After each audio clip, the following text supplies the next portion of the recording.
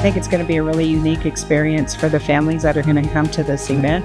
I think that's an important part of being a community, is that we can all give that hand up to each other and pass on that love of reading.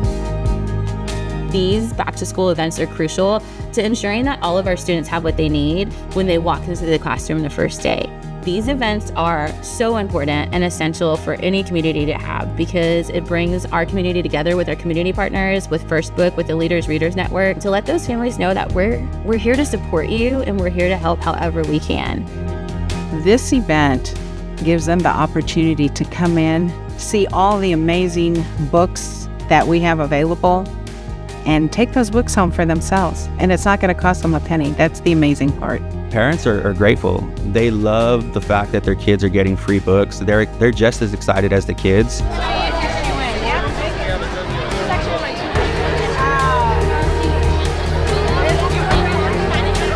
I teach students that have experienced homelessness, and so books are the last thing on their mind, and having access to them easily really, for me, is a book desert.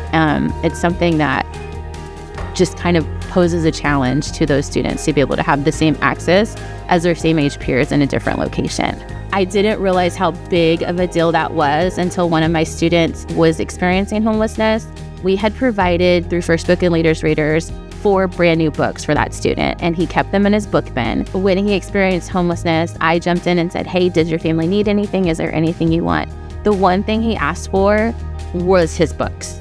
So I talked to him and I said, "Why do you want to take them with you?" "Well, they're the only thing that makes me feel safe." And so I instantly gave them to him, and I made sure to do what I could, and I jumped on First Book and ordered books for him. I really, really want people to know that books are not just something that they can read. For a lot of kids, they're a place to escape and a place for them to feel welcome, needed, and wanted. And for that particular student, those books were like life-saving for him.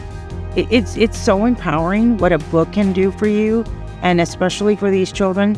Sometimes we think financially maybe we can't travel, we can't do that, but a book can take you anywhere.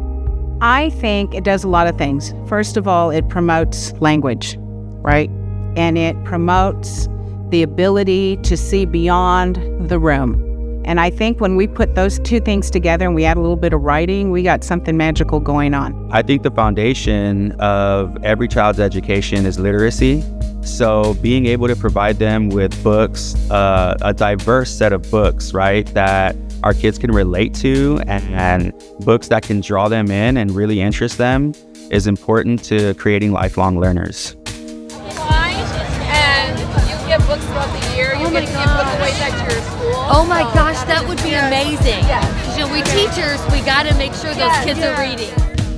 I saw a big change in their reading by the end of the year. So you know what? First Book has really made a difference to my kids' lives here, and I'm very thankful for it.